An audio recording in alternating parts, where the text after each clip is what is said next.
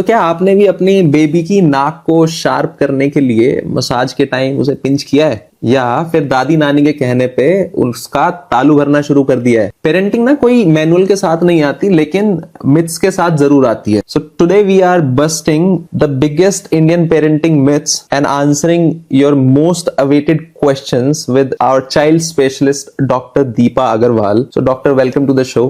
और आज का फॉर हैविंग मी हियर.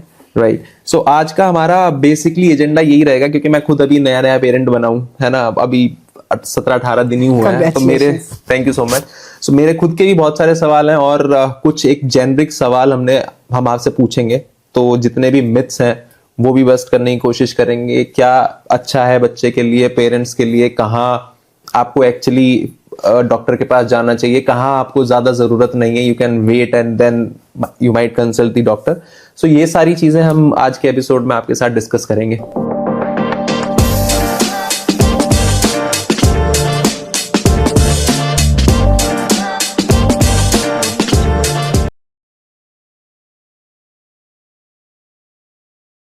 हम शो स्टार्ट करेंगे रैपिड फायर से. रैपिड फायर के अंदर जो बेसिक क्वेश्चन है कि ये देना या नहीं, क्या अच्छा है क्या बुरा है, आप उसके अंदर यस और नो बताते जाना और हम आगे बढ़ते जाएंगे. सो सबसे पहला जो शहद है, शहद के ऊपर मिथ है और सब बना रहे हैं, तो मैंने भी सोचा कि मैं पूछ ही लूं, देना है नहीं देना है, और नहीं देना है तो क्यों नहीं देना है, क्यों बुरा है? लेस देन 1 ईयर बिल्कुल भी नहीं देना है. ओके. शहद बेसिकली हम लेस देन 1 ईयर इसलिए मना करते हैं बिकॉज जो इन्फेंट का जो गट होता है वो इमेच्योर होता है, वो अभी डेवलप हो रहा होता है. तो शहद के अंदर कॉमनली एक तरह का बैक्टीरिया होता है which is called as Clostridium. उसका जो उसके जो स्पोर्स होते हैं वो इमेच्योर गट आइडेंटिफाई नहीं कर पाता. अच्छा. तो वो वहां पे बढ़ने लगता है बच्चे के गट में, और उससे टॉक्सिन रिलीज होता है जिसको कहते हैं बोटुलिनम टॉक्सिन. ओके. जो कि न्यूरोलॉजिकल प्रॉब्लम्स करता है, पैरालिसिस कर सकता है, एक्सेसिव इरिटेबिलिटी कर सकता है. तो इसलिए आफ्टर 1 ईयर यूजुअली जब हम बच्चे को सब खाना पीना शुरू कर देते हैं, वेरिड वैरायटी ऑफ अपने फूड आइटम शुरू कर दिए, तो धीरे धीरे बच्चे का गट मैच्योर होता है, और after 1 year we can start giving honey. तो वो 1 ईयर का एक बेसिकली लैंडमार्क है जो डिफाइन किया है just for a teaching purposes की ठीक है, मतलब देयर इज नथिंग लाइक कि 1 साल से 2 दिन पहले आप नहीं दे सकते और 2 दिन बाद. It's like as a standard guideline till 1 year you avoid strictly. After 1 year you can give honey. Colostrum good और bad for baby? It's called as golden milk. Okay. It should always be given. Okay. काजल लगाना चाहिए, No. Avoid करना चाहिए? No, strictly no. Water? Never less than 6 months of age. After 6 months, definitely yes. Cold and cough में हमें कोई medicine देनी है बच्चे को? It all depends. Simple common cold है, अगर बच्चे को थोड़ा सा स्निफल्स जिसे हम कहते हैं कि थोड़ा सा नेजल कंजेशन है, रनी नोज है, बच्चा 1 साल के नीचे है, usually every viral infection would cause some symptoms. तो अगर माइनर सा कोल्ड है, रनी नोज है, स्निफल्स है, usually no medication is required. Home remedies can work and simple saline drops can work. Okay.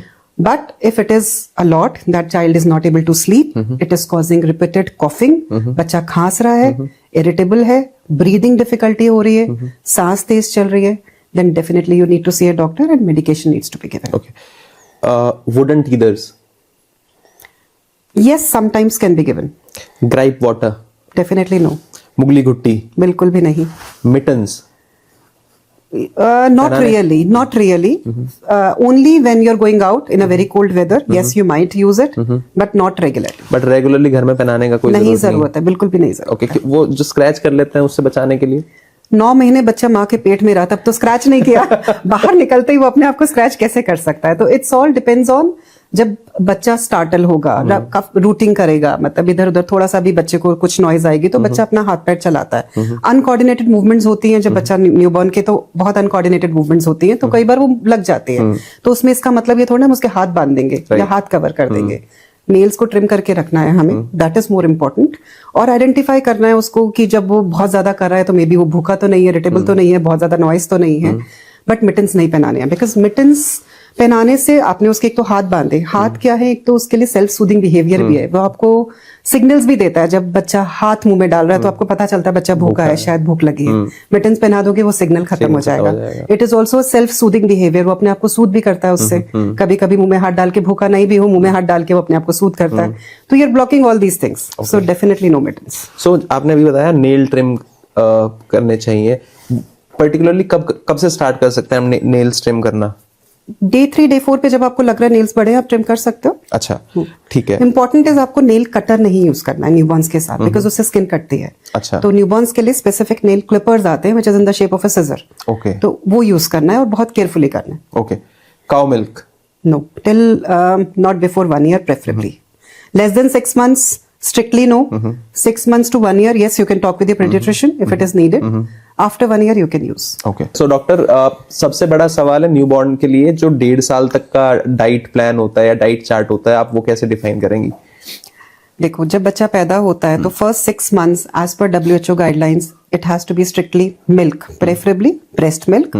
Breast milk नहीं है तो formula milk, that is the second option. No cow milk, no buffalo milk, only breast feeding और formula feeding till 6 months exclusively. At 6 months we start weaning which is called as complementary feeding, जब हम बच्चे को ऊपर का खाना शुरू करते हैं। तो it is a slow and gradual process. Obviously 6 months क्यों हम डिफाइन करते हैं, बिकॉज बाय 6 months बच्चे का गट थोड़ा मेच्योर होने लगता है, बच्चे की डिमांड बढ़ जाती है, उसकी एनर्जी रिक्वायरमेंट्स बढ़ जाती है, बच्चा बैठने लगता है, खाने में इंटरेस्ट दिखाने लगता है, हैंड टू माउथ आता है, वो उठा के खाने में इंटरेस्ट दिखाता है। तो these are the signals that baby is giving you कि yes I am ready to have the solid food.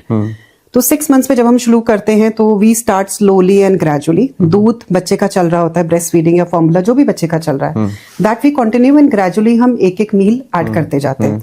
तो initially we start with 1 complimentary feeding and at an interval of around 15 days, 15 to 20 days, we increase it by 1.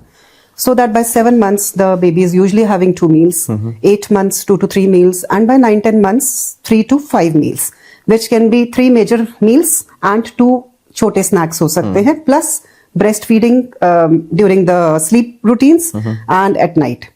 अब कैसे शुरू करेंगे? Yes, जब हम शुरू करते हैं तो we start with 1 food at a time. कभी भी ऐसे नहीं करना है कि हम बच्चे के गट को बम्बार्ड कर देंगे, बहुत सारी चीजें खिला रहे हैं। और जो भी इंट्रोड्यूस करते हैं उसमें भी हम स्लो एंड ग्रेजुअली जाते हैं। Suppose we start with dal, you start with moong dal and it is never water, जो बहुत ज्यादा पेरेंट्स मिस्टेक करते हैं इसमें कि बच्चे को दाल का पानी, चावल का पानी ये पिला रहे हैं, उसमें कोई न्यूट्रिशन नहीं होता। The idea behind starting complementary feeding is the baby needs more energy dense food. तो उसको ज्यादा कैलोरीज और ज्यादा एनर्जी चाहिए, पानी में तो कोई न्यूट्रिशन नहीं होगा। तो it has to be a dal soup, which has to be a thick dal soup. The consistency can be like a flowing custard consistency. It does not stick into his mouth, baby's mouth, and it should not be very watery. So it should be a flowing custard कि मुंह में डाला, बच्चे ने अच्छे से swallow कर लिया। Quantity would start with 2 to 3 tablespoons at 6 months. Go as per the child's demand. बच्चा कितना खाना चाह रहा है. Listen to the cues. If he is refusing, he doesn't want to eat, then obviously you will stop. You will not force feed. Okay. But if the baby wants to eat more, you can go up to 3 to 4 tablespoons. फिर frequency में जब हम दिन में एक बार से शुरू करते हैं, उसी चीज को हम 3-4 दिन तक रेगुलर देते हैं। फ्रीक्वेंट चेंजेस नहीं करने, बिकॉज आइडिया इज हमें पता नहीं है बच्चे को किस चीज से एलर्जी हो, कोई फूड इंटॉलरेंस हो या उसको कोई प्रॉब्लम हो जाए। Right. तो जब हम शुरू करते हैं तो हमें पता है हमने यही चीज शुरू करी है, 2-3 दिन रेगुलर देते हैं, हम बच्चा एडजस्ट हो जाता है, 3 दिन खाने लगा, 4th day we add something to that और we change to something else. Suppose दाल उसने 3 दिन खाई, चौथे दिन हमने उसमें मे बी थोड़ा सा राइस डाल दिया, और maybe you add on a vegetable, pumpkin डाल दिया, स्पिनच आ रहा है स्पिनच डाल दिया, कोई भी seasonal vegetable you can put in that. फिर धीरे धीरे करके जो सेकंड फूड आइटम है उसको आप बढ़ाओ। फर्स्ट को if you want to stop you can stop, you can introduce second, और you can start a seasonal fruit also कि आपने मैश बनाना और एप्पल प्यूरी इस तरह से शुरू किया। तो slowly and gradually you keep on introducing food like this. Now we have, you would ask me कि कैसे शुरू करें, कितना क्या कब दें, it is so overwhelming. So हमारे 7 फूड ग्रुप्स होते हैं, cereals, pulses, fruits, vegetables, then milk and milk products, then non vegetarian items जो भी मीट वगैरह जो खाते हैं, एंड एग। Okay. तो ये जो शुरू के 4 ग्रुप्स हैं, cereals, pulses, fruits and vegetables, this you can start at 6 months एक एक करके। Obviously everything can not be started together. Pulses में you start with milder forms जैसे मूंग दाल, फिर अरहर दाल, धीरे धीरे आप चना दाल, मसूर दाल, बाय 8-9 months आप राजमा छोला भी मैश करके बच्चे को खिला सकते हो। ठीक है। तो you would introduce slowly as I told you. ऐसे ही सीरियल्स में आता है, you start with rice which is a mildest form. Rice से किसी भी बच्चे को कोई प्रॉब्लम नहीं होती है। तो राइस हो गया, सूजी हो गया, देन रागी हो गया, देन पोहा हो गया which is like a flaked rice, उसको भी बना के हम दे सकते हैं। देन ज्वार है, बाजरा है। Slowly and gradually you can introduce all the cereals 1 by 1। Then seasonal fruits, all the seasonal fruits can be given in the palatable form. Okay. Now palatable means अगर आपका fruit hard है, suppose pear है, apple है, उसको आपको हल्का steam करके देना पड़ेगा when you starting initially. right. और जो soft fruits है like चीकू है, banana है, strawberry है, इनको आप ऐसे ही मशी करके बच्चे को खिला सकते हो. Similarly with the vegetables, आप हल्का सा steam करिए, उसको प्यूरी करके बच्चे को खिलाइए. Start with one ingredient and then you slowly and gradually shift on to 2 and 3 ingredients.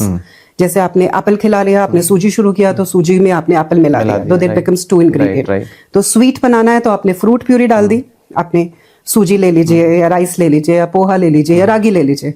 अब उसको आपको स्वीट बनाना है तो आप एप्पल प्यूरी डाल सकते हैं, बनाना डाल सकते हैं, चीकू डाल सकते हैं, स्ट्रॉबेरीज डाल सकते हैं, depending upon the availability. And अगर आपको सेवरी देना है तो आप स्वीट पम्पकिन की प्यूरी डाल सकते हैं, स्वीट पोटैटो डाल सकते हैं, कैरेट डाल सकते हैं, स्पिनच डाल सकते हैं. इस तरह करके आप कोई भी सीजनल वेजिटेबल की एक प्यूरी डाल सकते हैं.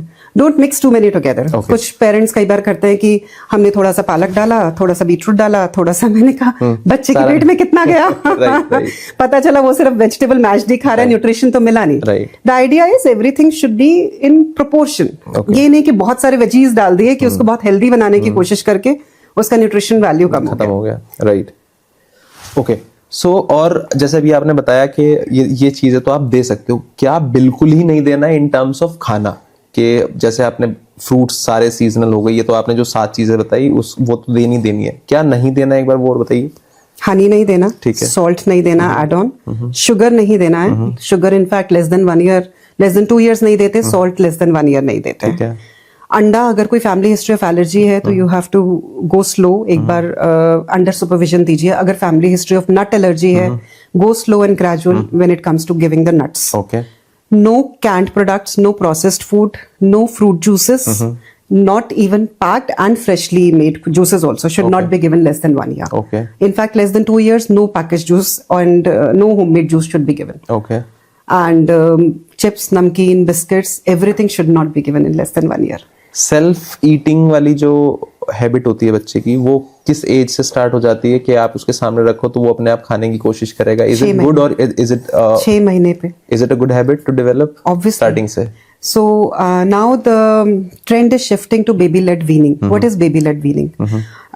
जैसे आपने बचपन में देखा होगा अपने सिबलिंग्स के साथ या और छोटे बच्चे घर में रहे होंगे तो सबसे सुना होगा कि पहले तो भैया इसको, जैसे मैंने अभी कहा कि पानी पिलाओ, दाल का पानी, चावल का पानी, या फिर बिल्कुल घुटा के मिक्सी में छान के बिल्कुल सीव करके कि दाना ना आ जाए बच्चे के मुंह में.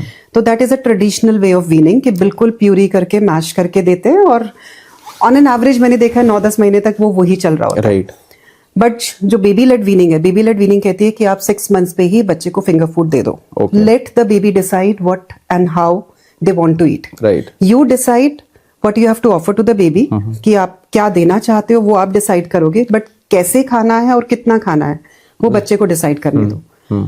इसमें प्रॉब्लम बस इतनी सी होती है कि क्योंकि फिंगर फूड शुरू करते हैं तो थोड़ा सा गैगिंग भी होती है बच्चे को, वॉमिटिंग एपिसोड्स भी होते हैं, विच समटाइम्स मेक पेरेंट्स अनकंफर्टेबल कि खाया तो कुछ भी नहीं, सब गंदा कर दिया, गिरा दिया, पेट में तो कुछ भी नहीं गया. ऑब्वियसली उसमें थोड़ा सा वेट गेन इश्यूज भी आ सकते हैं क्योंकि बच्चा अपनी मर्जी से कई बार ज्यादा नहीं खा पाता, थोड़ा बहुत ही चाहता है, तो क्वांटिटी कॉम्प्रोमाइज होती है.